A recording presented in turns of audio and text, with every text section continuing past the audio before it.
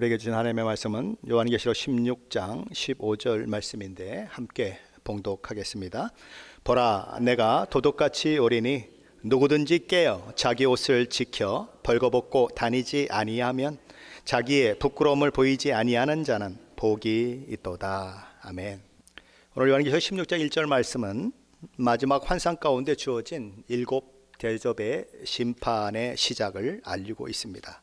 또 내가 들으니 성전에서 큰 음성이 나서 7 천사에게 말하되 너희는 가서 하나님의 진노의 7 대접을 땅에 쏟으라 하더라. 여기 보면 성전에서 큰 음성이 나고 7 천사에게 명령이 전달되었다 이렇게 얘기하는 것입니다.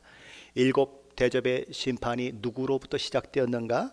만군의 여호와 하나님으로부터 시작되었다는 말입니다. 그리고 너희는 가서 라고 하는 말이 여기 나오는 것은 7 대접을 가진 7 천사가 하늘 성전으로부터 심판을 위해 보냄을 받고 있다라는 것을 우리에게 보여주는 것입니다. 그렇다면 하나님의 진노의 7 대접은 어디에 쏟아라라고 말씀하고 있습니까?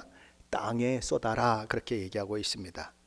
그런데 이 명령이 누구에게 주어져 있는가 하는 것을 우리는 생각해야 합니다. 지금은 첫째 천사가 대접을 쏟은 것도 아니고 그렇다고 6번째 천사가 대접을 쏟은 것도 아닙니다. 아직 대접이 쏟아지기 전에 이 명령이 주어지고 있다고 하는 것은 이 명령이 7 대접 심판을 행하는 7 천사 모두에게 주어지고 있는 명령이다라는 것입니다. 그렇다면 여기서 땅에 쏟으라고 그랬는데 땅은 어디냐 하는 것입니다. 우리가 보통 밟고 다니는 흙을 말하는 것인가 아니면 다른 것을 말하는 것인가, 그것을 우리가 생각해야 하는 것입니다. 여기서 말하는 땅은 우리가 밟고 다니는 흙을 얘기하는 것이 아니라 하나님을 대적하는 세상, 사탄의 통치 아래에 있는 모든 세상 사람들을 총칭하는 표현입니다. 그러므로 7 대접의 심판은 사탄이 지배하는 세상에 대한 심판이요, 사탄의 통치와 지배 아래에 있는 세상 사람들에 대한 심판임을 우리는 알 수 있는 것입니다. 자, 그런데 이 7 대접의 심판은 이렇게 지금까지 했던 심판과 전혀 다른 그런 심판의 모양을 가지고 있는 것이 아니라 굉장히 유사점을 가지고 있다는 것입니다. 많이 닮았다는 것입니다. 첫째 나팔이 땅에 대한 심판에 대해서 얘기했는데 첫째 대접도 땅에 대한 심판을 얘기합니다. 둘째 나팔이 바다에 대한 심판이었는데 둘째 대접도 바다에 대한 심판입니다. 넷째 나팔이 강과 물샘에 대한 심판인 것처럼 셋째 대접도 강과 물 근원에 대한 심판입니다. 넷째 나팔은 해, 달, 별들에 대한 심판을 다루고 있는데 넷째 대접은 달과 별은 빠졌지만 해에 대한 심판을 가지고 있습니다. 그러니까 해에 대한 심판이라는 의미에서 이 심판은 같다라는 것입니다. 다섯째 나팔은 무저갱이 열리고 그 구멍에서 올라온 연기로 인해서 어두워지는 재앙이 임하고 그리고 이제 황충의 재앙이 임하는 것을 다루고 있는데, 다섯째 대접 역시 짐승의 나라가 어두워지면서 재앙이 또 선포되는 것을 다루고 있습니다. 여섯째 나팔이 유브라데 강을 언급하고 전쟁에 대한 이야기를 하고 있다면 여섯째 대접 역시 유브라데 강과 전쟁에 대한 이야기를 다루고 있습니다. 일곱째 나팔이 불리울 때에 번개와 음성들과 우레와 지진과 큰 우박이 쏟아진 일이 있었다라고 기록하고 있는데, 일곱째 대접이 쏟아질 때에도 번개와 음성들과 우레소리가 있고 큰 지진이 일어나고 무게가 1 달란트나 되는 우박이 쏟아지는 일이 발생했다라고 이야기합니다. 너무나 닮았다는 것입니다.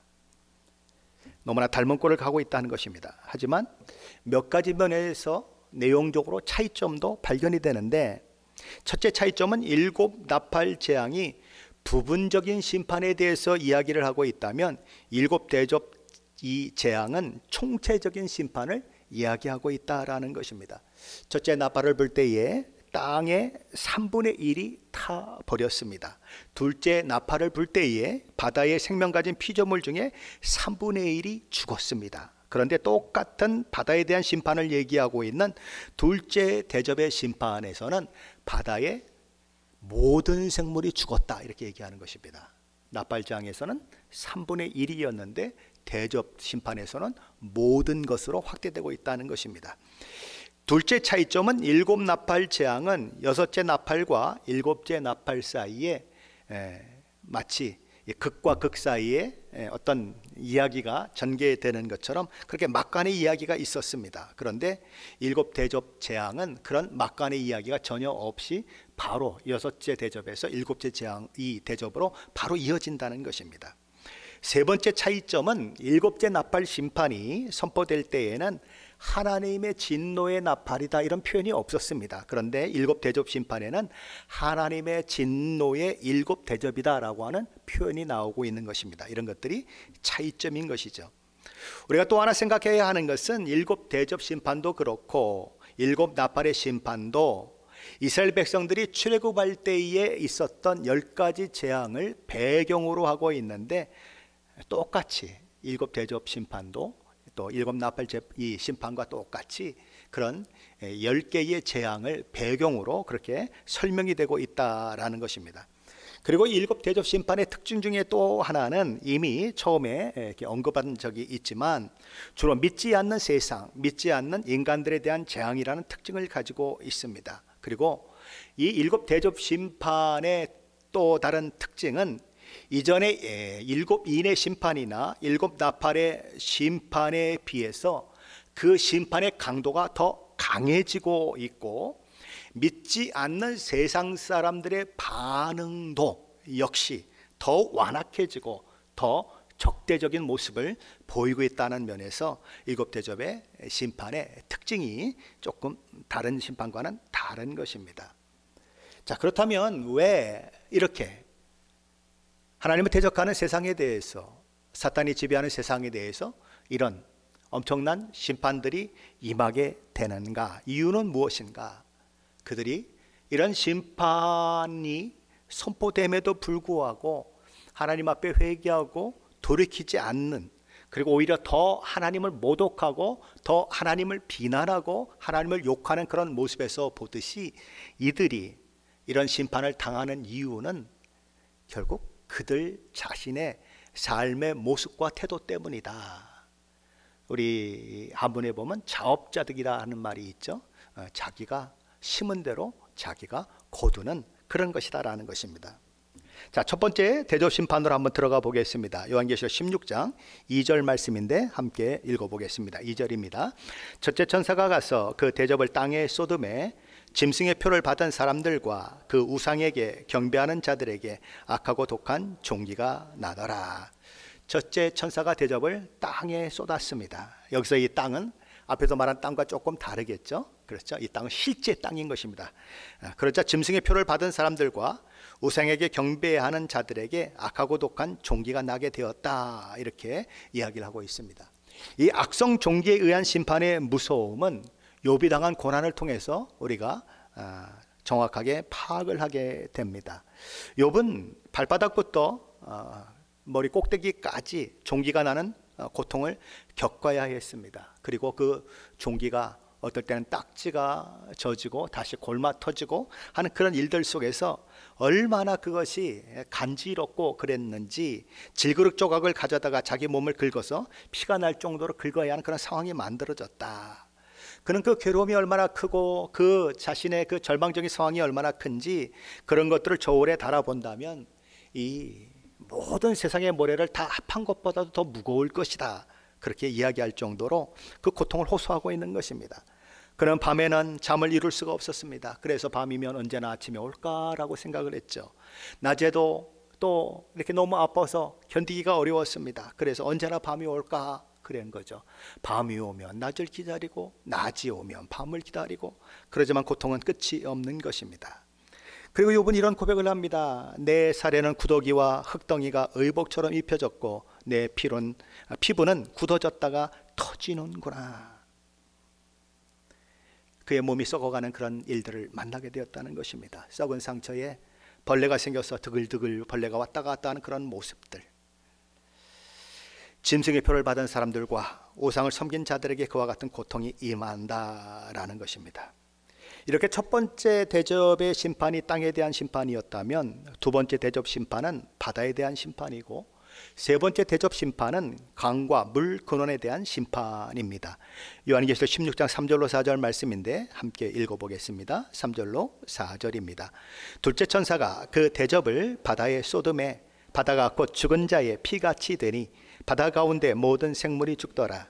셋째 천사가 그 대접을 강과 물 근원에 쏟음에 피가 되더라. 사람을 비롯한 지구에 사는 모든 생명체에게 있어서 아마 물보다 더 중요한 것은 없을 것입니다. 그런데 세 번째 대접 심판이 바다와 강과 샘 근원에 쏟아졌다는 것입니다. 그랬더니 바다가 피물이 되고 강이 피물이 되고 샘 근원도 피가 되는 그런 일들이 있었다라는 거죠. 그러니 마실 물이 없어지는 상황이 만들어지는 것입니다. 그래서 바다의 물이 피가 되자 바다의 모든 생물이 전멸하는 일들이 있었다라는 거죠. 그날 우리는 고기들이 둥둥 떠다니는 것을 보게 될 것입니다. 그리고 생전 보지도 듣지도 못했던 그런 바다의 생물들이 죽어 있는 모습들을 보게 될 것입니다. 저 해저 아주 깊은 곳에서 잠수함도 들어갈 수 없는 그 깊은 곳에서 살았던 그것들까지도 다 둥둥둥둥 죽어서 떠다니는 것을 보게 될 것입니다.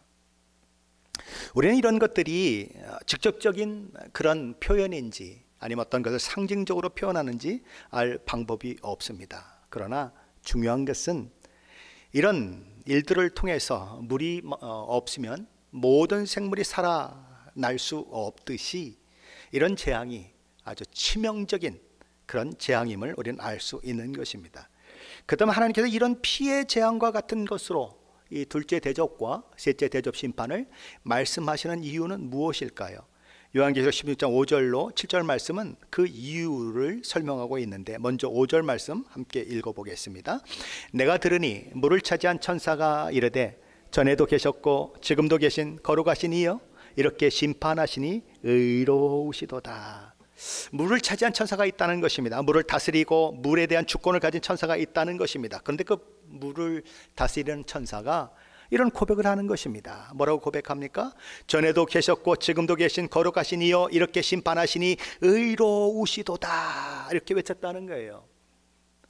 이렇게 심판하시는 것은 전능하신 하나님의 공의가 드러난 의로운 심판이다라는 것입니다.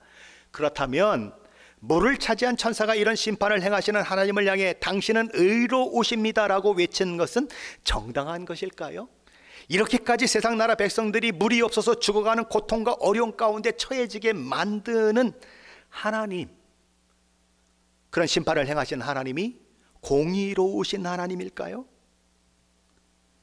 둘째 대접과 셋째 대접 심판이 있은 이후에 물을 차지한 천사의 고백은 하나님이 의로우심이 드러난 합당한 심판이다라고 이야기하고 있는 것입니다. 그 이유가 무엇입니까? 6절입니다. 같이 읽어보죠. 그들이 성도들과 선지자들의 피를 흘렸으므로 그에게 피를 마시게 하는 것이 합당하니이다. 6절은 왜냐하면이라고 하는 접속사로 이렇게 시작이 됩니다. 왜냐하면 5절과 같이 왜 하나님의 심판이 의롭고 하나님의 심판이 공의롭고 하나님의 심판이 정당하다고 이야기하는가? 왜냐하면 이유가 있다는 것입니다. 이유는 뭡니까? 그들이 성도들과 선지자들의 피를 바다의 물같이 흘리고 강의 물같이 흘리고 샘의 물같이 흘린 대가다라는 것입니다. 수많은 성도들의 피를 흘렸고 수많은 선지자들의 피를 흘렸으니 피를 마시는 것이 당연하고 그렇게 하시는 것이 하나님의 공의로운 심판이다, 이렇게 이야기를 하는 것입니다. 그들이 고통을 겪는 이유는 무엇 때문인가? 그들이 하나님의 백성들에게 하나님의 선지자들에게 그만한 고통을 가했기 때문에 그에 대한 보응이다, 이렇게 얘기하는 것입니다. 자, 그렇게 이런 일이 있은 이후에 갑자기 제단에서 한 소리가 들려오는 것입니다. 마치 물을 차지한 천사의 외침에 대해 메아리로 응답하는 것처럼 제단에서 소리가 들려오는 것이죠. 뭐라고 소리가 들려옵니까? 7절입니다. 같이 읽습니다. 또 내가 들으니 제단이 말하기를 그러하다. 주 하나님 곧 전능하신 이여 심판하시는 것이 참되시고 의로우시도다더라.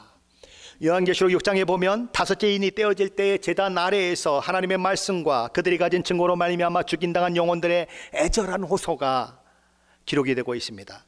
그들은 이렇게 호소했습니다. 거룩하시고 참되신 대주제여, 땅에 거하는 자들을 심판하여 우리 피를 갚아주지 아니하시기를 어느 때까지 하시려 하나이까. 그 소리를 들었던 제단이 지금 소리치는 것입니다. 그러하다. 주 하나님 곧 전능하신 이시여, 심판하시는 것이 참되시고 의로우시도다. 피를 흘린 자에게 피를 마시게 하는 것은 정당한 심판이라는 것입니다. 의로운 심판이라는 것입니다. 교회를 박해하는 자들이 피로 변한 물을 마시게 되는 이 장면은 교회를 박해한 세상에 대해 하나님이 반드시 심판하시게 됨을 보여주는 것입니다. 네 번째 대접 심판은 해가 뜨거운 열기를 토해냄으로 인해 사람들이 타 죽는 심판이었습니다. 지구는 살짝 기울어져 있죠. 그래서 기울어져 가지고 자전을 막 하면서 또 태양 주위를 공전을 하고 있습니다. 그래서 태양의 빛이 더 많이 쬐어지는 위치에 있으면 여름이 되고, 태양의 빛과 조금 더 멀어져 있으면 겨울이 되고, 어중간하게 있으면 봄이 되고 가을이 되는 그런 상황들이 만들어지는 것입니다. 지금까지 지구 최고의 온도로 그렇게 기록에 남아있는 것들은 어떤 것일까요? 흥미롭게도 미국이 가장 최고의 온도를 기록한 나라로 기록을 하고 있는데 1913년 7월 10일 기록입니다. 미국 캘리포니아주에 가면은 데스밸리라고 있습니다. 가보셨습니까? 죽음의 밸리란 뜻이죠. 퍼니스 크릭 목장에서 관측된 공식 기록인데, 그때 기록이 화씨 134.1도, 섭씨로 환산을 하면 56.7도로 알려져 있습니다. 와, 화씨 134.1도라면 어마어마한 온도가 아니겠습니까? 그런데 이 온도가 2배가 된다면 어떻게 될까요? 이 온도가 3배가 된다면 어떻게 될까요?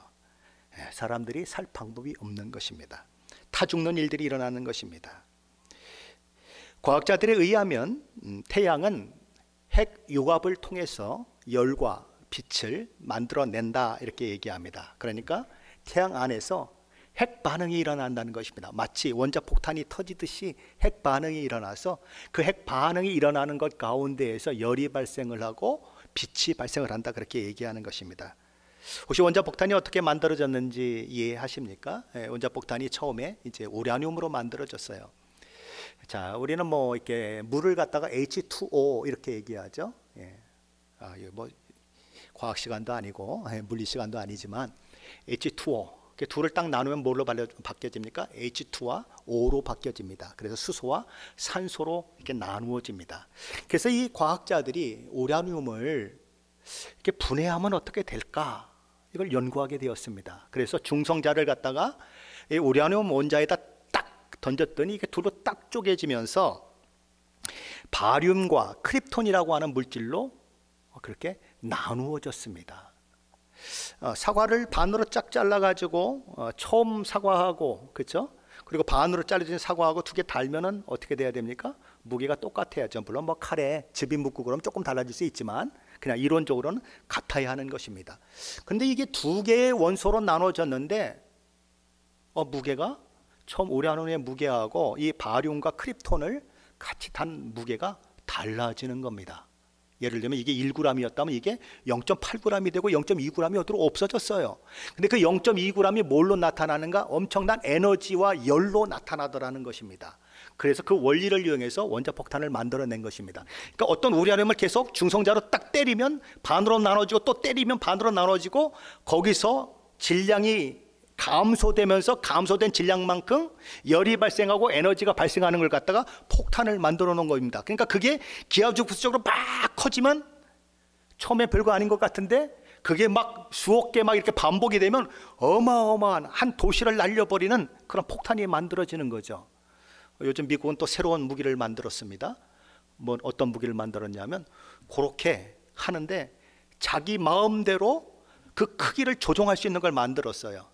그러니까 우리 시애틀 임마누엘교회를 날려버리려면 요만큼만 핵분열을 하게 만들어 놓고, 이 시애틀을 날려버리려면 이만큼 핵분열을 하게 하는 걸 조종할 수 있는 폭탄을 만들어냈어요. 와, 참 과학자들도 대단하죠.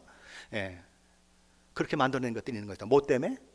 중성자로 딱 때렸더니 두 개가 둘로 나눠지면서 거기서 질량 차이가 나오는데 그 질량 차이만큼 열이 발생하고 에너지가 발생한다고 하는 것을 발견함으로써 이런 엄청난 무기들이 만들어지는 것입니다. 그럼 하나님이 해를 뜨겁게 하는 것이 쉬울까요? 어려울까요? 뭐만 조정하면 되죠? 핵 유관만 빨리 일어나게 만들면 되는 겁니다. 이해되십니까? 태양을 창조하신 하나님이 그냥 태양 가만히 놔두고도 융합이 지금보다 더 빨리 일어나게 나면 열이 더 많이 일어나는 거죠. 그렇죠? 예, 우라늄이 반으로 쫙 쪼개지는 것을 더 빨리 쪼개지게 만들어지면 원자폭탄이 되는 것처럼 그렇게 만들면 이지머니입니다. 영어로 이지머니. 예, 우리말로는 식은죽 먹기. 예, 하나님에게는 이런 것들이 아무것도 아니에요. 창조주 하나님이 그런 일을 하시는 것은 아무것도 아닌데 그런 일들이 일어난다라는 것입니다. 그렇게 되면 어떻게 됩니까? 다 죽는 거죠. 물은 막 부글부글 끓는 거죠. 그게 살기 어려운 것입니다. 그것이 넷째 대접 심판의 내용인데 그것이 요한계시록 16장 8절로 9절에서 이야기되고 있는 것입니다. 같이 한번 읽어볼까요? 8절 9절입니다. 넷째 천사가 그 대접을 해에 쏟음에 해가 권세를 받아 불로 사람들을 태우니 사람들이 크게 태움에 태워진지라. 이 재앙들을 행하는 권세를 가지신 하나님의 이름을 비방하며 또 회개하지 아니하고 주께 영광을 돌리지 아니하더라. 요한계시록 7장 16절 말씀에 보면 하나님의 백성된 자들은 다시는 줄이지도 아니하며 목마르지도 아니하고 해나 아무 뜨거운 기운에 상하지도 아니하리니 라고 기록되고 있습니다. 누가? 하나님의 백성이. 그럼 여기 해가 뜨거워져서 타 죽는 일은 누구에게 있다는 얘기입니까? 하나님의 백성이 아닌 사람들에게 일어나고 있다는 것입니다. 이해되시죠? 그런데 이런 재앙 가운데 놓여진 세상 사람들의 반응이 참으로 뜻밖이라는 것입니다. 이런 엄청난 지금까지 경험하지 못한 재앙을 만났다면 그 재앙을 주신 하나님 앞에 내가 잘못했습니다, 하나님 내가 정말 죄를 지었습니다 라고 회개하고 돌이켜야 하는데 오히려 하나님을 모독하고 하나님을 비방하고 하나님을 비난하고 하나님을 욕하는 일들이 일어났다라는 거예요. 지금까지 하나님이 해를 뜨게 하시고 해를 지게 해도 따뜻한 햇빛이 쪼여도 한 번도 감사하지 않았던 사람들이 해가 뜨거워져서 타 죽는 일이 일어나니까 지네들이 언제 하나님 찾았다고 하나님 욕하고 하나님 모독하는 일들을 하게 되었다라는 거예요. 누가 하나님을 모독했습니까? 바다에서 나오는 짐승이 하나님을 모독했습니다. 그러니 이들이 하나님을 지금 모독하고 있다는 얘기는 이들이 누구에게 속한 자들인가? 짐승에게 속한 자임을 자기들 스스로 증명해내고 있는 것입니다. 그들은 재앙 가운데 회개하지 않고 하나님을 비방하고 하나님을 모독하는 것입니다. 하나님이 심판하시지만 회개가 뭐야?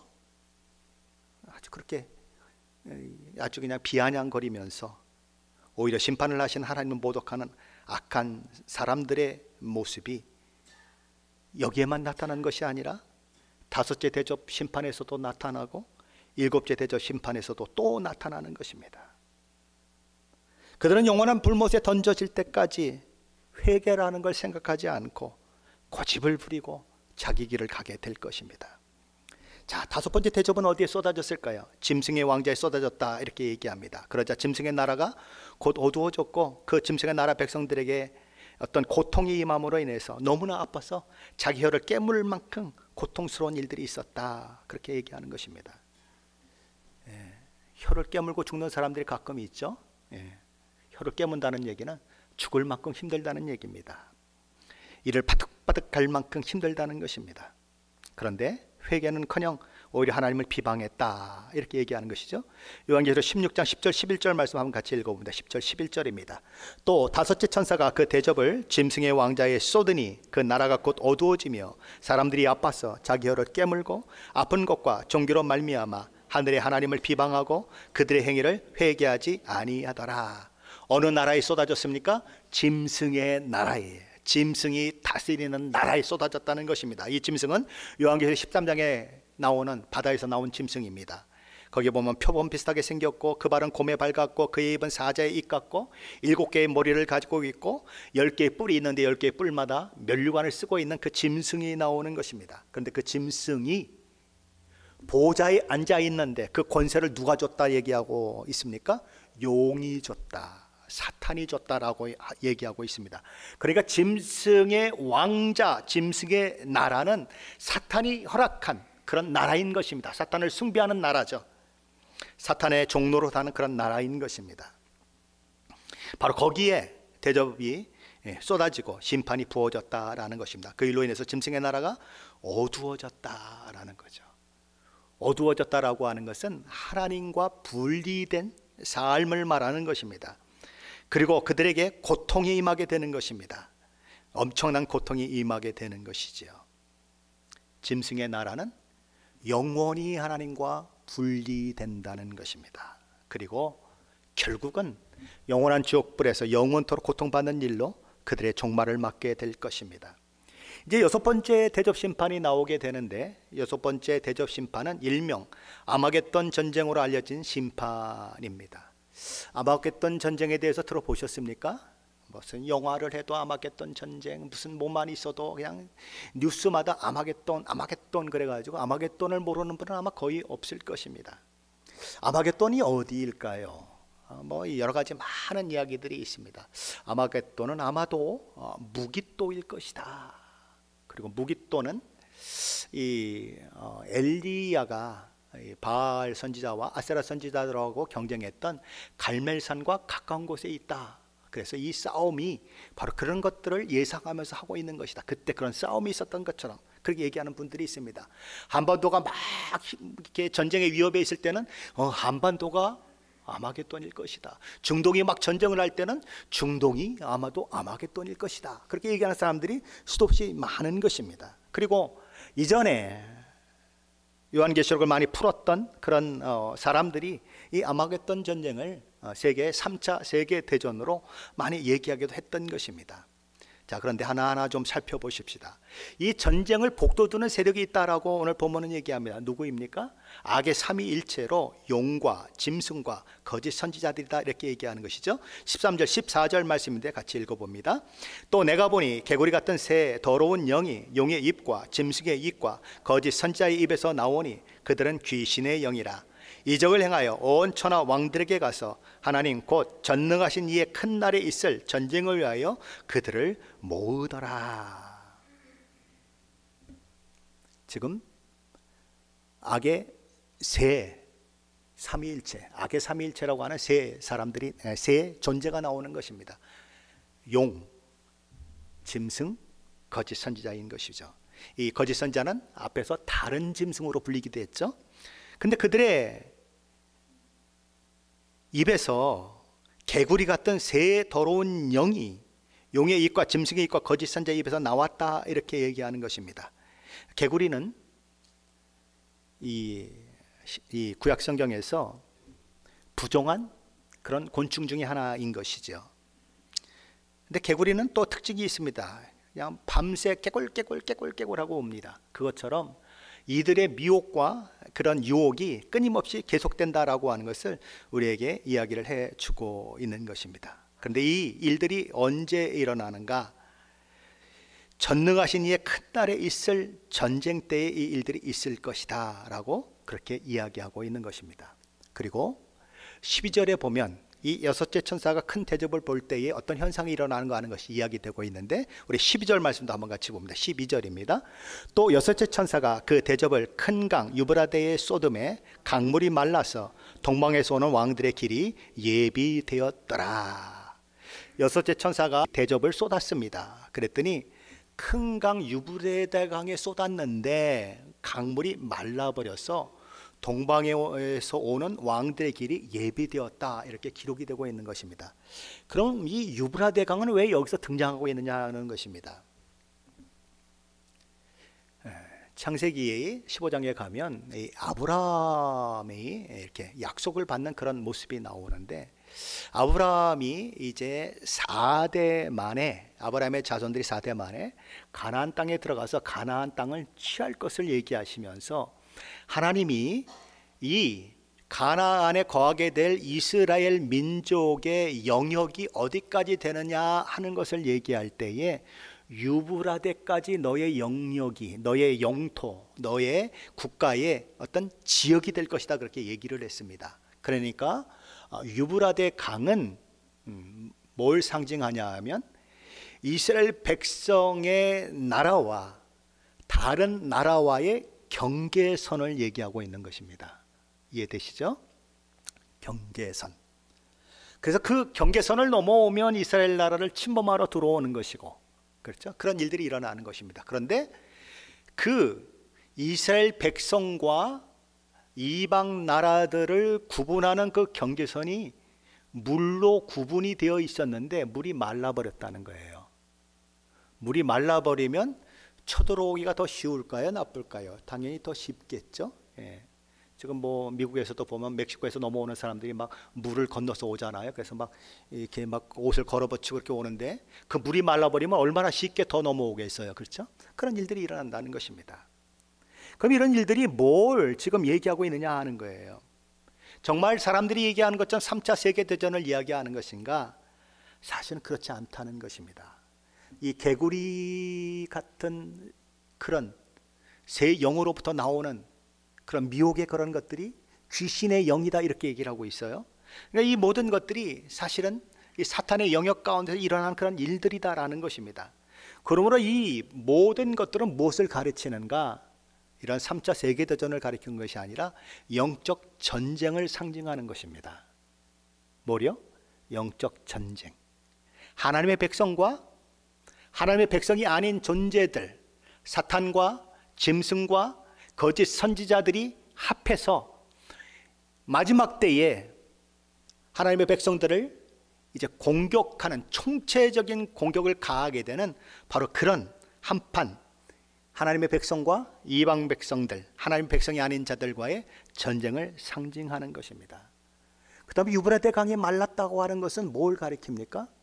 유브라데 강 물이 말랐다고 하는 것은 이스라엘과 다른 나라의 경계선이 없어지는 것을 말합니다. 경계선이 없어지는 거예요. 쉽게 말하면 오늘날 교회는 교회됨이 있어야 되죠. 교회는 세상과 달라야죠. 그런데 세상과 교회의 경계선이 없어져 버리는 것입니다. 교회가 세상 같고 세상이 교회같이 되어버리는 것입니다. 그래서 교회가 계속 세속 문화를 쫓아가는 거예요. 계속 교회가 세상을 닮아가는 것입니다. 교회의 모든 정책, 교회가 나아가는 방향, 모든 것이 다 교회를 닮아가는 거예요. 그래서 교회가 별로 구분이 안 되는, 경계가 없는 그런 나라와 민족처럼 그렇게 되어버리는 그런 상황들이 만들어지는 것이 마지막 시대의 모습이다라는 것입니다. 그래서 세상의 문화가 끊임없이 교회 속으로 들어와서 교회가 무너져 내리는 것입니다. 진리 고수하지 못하고 타협하는 일들이 있는 것입니다. 뭐 그런 걸 우리 이미 보고 있잖아요. 뭐 동성애가 들어오는 것도 다 그런 거 아니겠습니까? 무슨 뭐 동성 결혼이 합법화되는 거 누가 허락했습니까? 교회가 허락했습니다. 그렇죠? 뭐 10,000개도 넘는 교회가 그렇게 교단을 이루고 있는 그 교단에서 공식적으로 허락했어요. 우리 교단은 뭐 600개도 안 됩니다. 우리 교단 같은 거 뭐 반대해봐야 반대측에도 끼지도 못합니다. 왜요? 뭐 10,000개도 넘는 교회가 찬성을 하고 있는데 안 되는 것입니다. 이게 왜 이렇게 들어옵니까? 세상과 교회의 경계가 무너져서 이 유브라데 강 물이 말라버려서 적들이 계속 파고 들어오는 것입니다. 그래서 교회가 세상처럼 되어버리는 것입니다. 진리도 없고 하나님을 향한 순수함도 없고 그냥 세상의 생각이 교회의 생각이고 세상의 생각이 교인의 생각이고 세상 사람들이 추구하는 게 교인이 추구하는 거고 세상 사람이 좋아하는 게 교인이 좋아하는 거고 그런 상황이 만들어지는 것입니다. 그래서 그냥 앞에서 목사가 아무리 뭐 하나님 말씀을 선포해도 소용이 없는 거예요. 아이고 목사님 세상을 알지 못해서 그러지 세상은 돈이 권력이에요. 돈이 최고예요. 그래서 그냥 돈에 목숨을 거는 것입니다. 돈에 자기 삶을 던지는 거예요. 세상의 철학이 교회 안에 들어오고 도덕적인 그런 것들이 교회 안에 들어오고 반신앙적인 것들이 교회 안에 들어오고 경계가 무너져 버리는 것입니다. 누가 용과 짐승과 거짓 선지자가 합해서 그들이 미혹한 사람들을 다 규합해서 총체적으로 교회를 공격한다는 것입니다. 누가 교회를 공격합니까? 대한민국을 보세요. 누가 교회를 공격합니까? 정부가 교회를 공격합니다. 어떻게 공격합니까? 차별금지법 만들어가지고 복음도 전하지 못하게 만들고, 이슬람은 틀렸다고 얘기하면 그냥 이렇게 되게 만들고, 뭐 강단에서도 뭐 이상한 소리 하면 감옥에 갖다 가둬놓버리고, 그렇죠? 그냥 자기들 그렇게. 누가 합니까? 짐승. 용이 권세를 준 짐승. 세상 지도자들, 세상 제국의 왕들, 근데 그걸 하는 겁니다. 거기다 거짓 선자들이 한몫하는 겁니다. 뭐 교회에는 거짓 선자가 없습니까? 온갖 거짓 선자들이 난무하지 않습니까? 여러분 가서 한번 유튜브 틀어보세요. 뭐 이상한 사람들 얼마나 많은지 모릅니다. 전부 뭐 그냥 뭐라고 한마디씩 하는데, 그거 다 들으면 아무것도, 진리가 뭔지를 잃어버리게 되는 그런 상황을 만나게 되는 것입니다. 경계가 무너지고 있다는 것이죠. 아마겟돈 전쟁은 3차 대전을 얘기하는 것이 아니라 마지막 시대에 교회를 향한 세상의 총체적인 공격이 이루어질 것이다.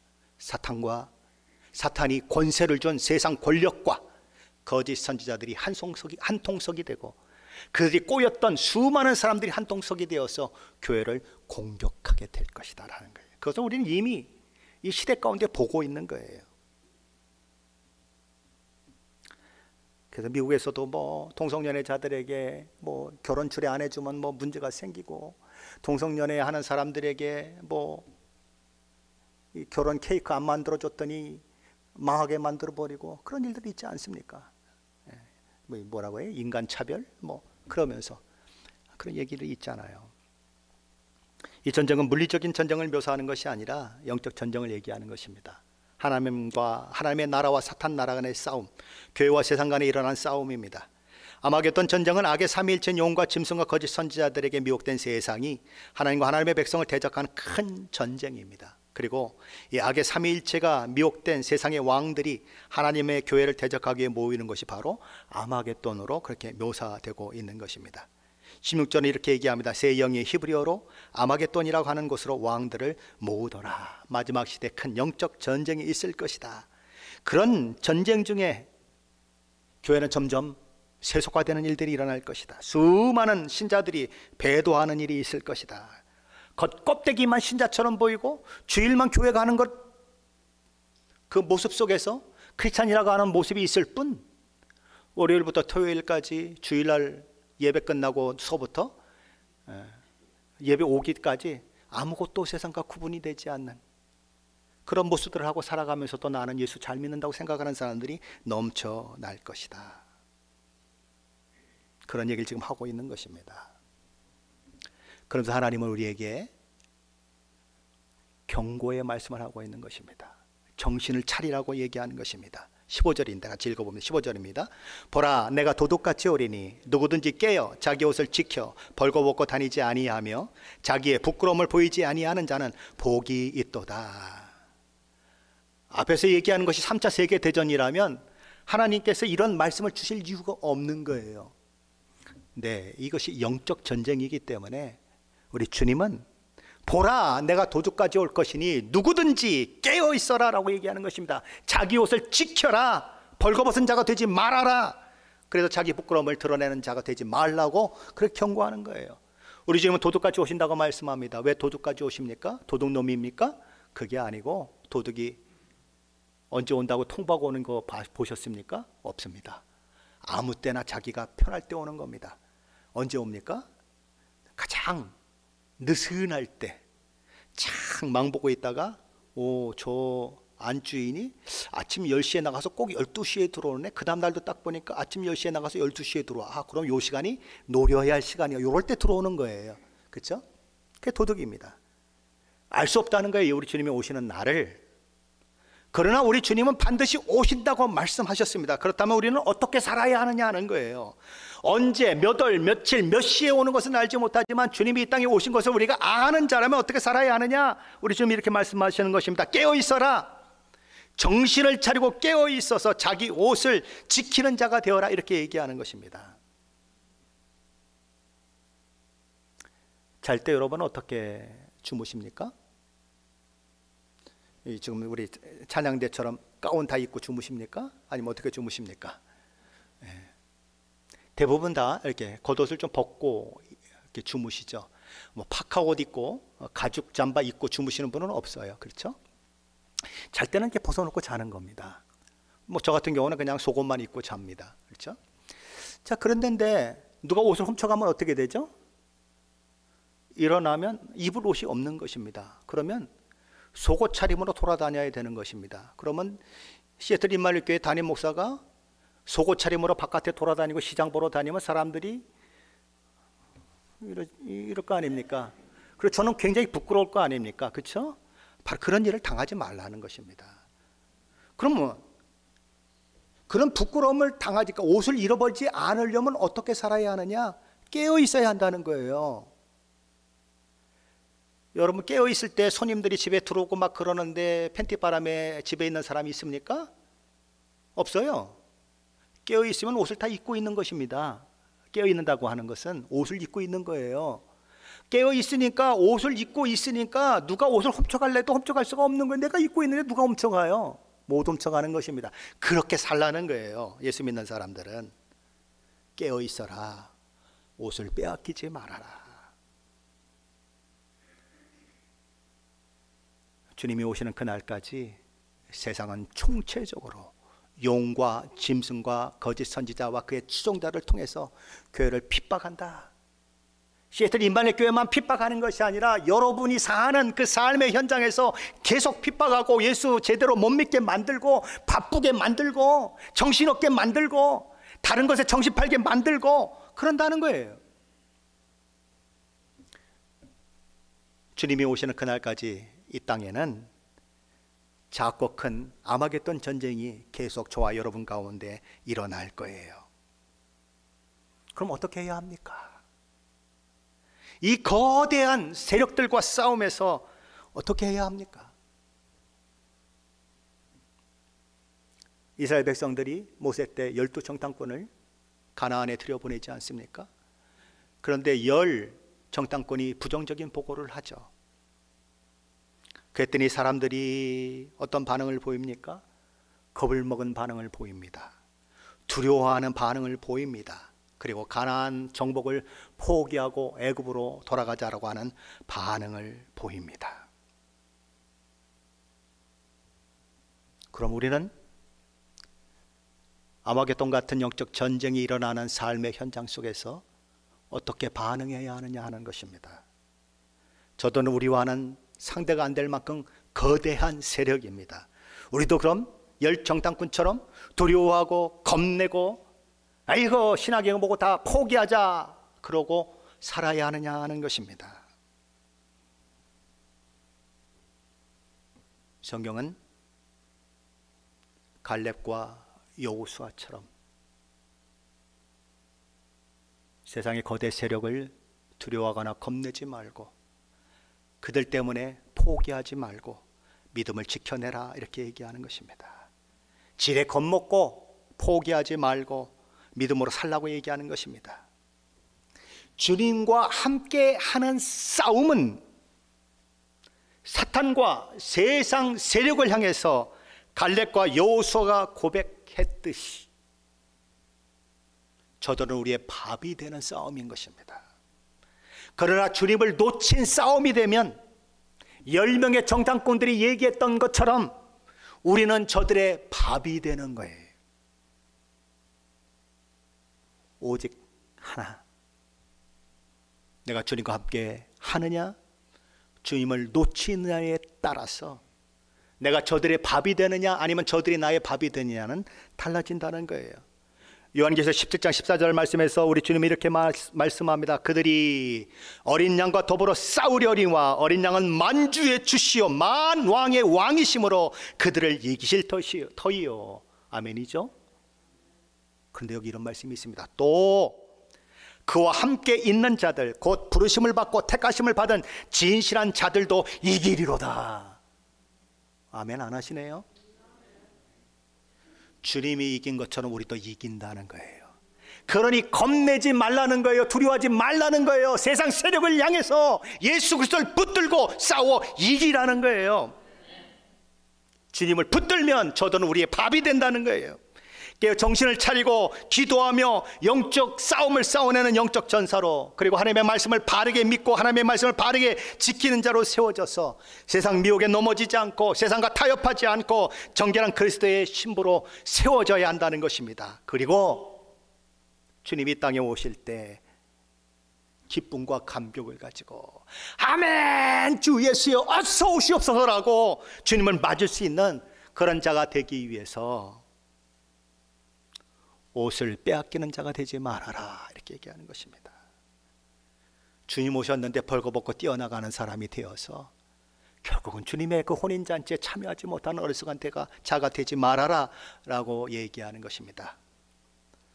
사랑하는 성도 여러분, 이 마지막 시대에 정신을 바짝 차리시고 깨어있는 자가 되어서 주님 다시 오시는 그날 주님이 주신 세마포 옷을 입고 주님을 맞이하는 그 영광을 저와 여러분 모두가 누리게 되시기를 예수 그리스도의 이름을 간절히 축원합니다.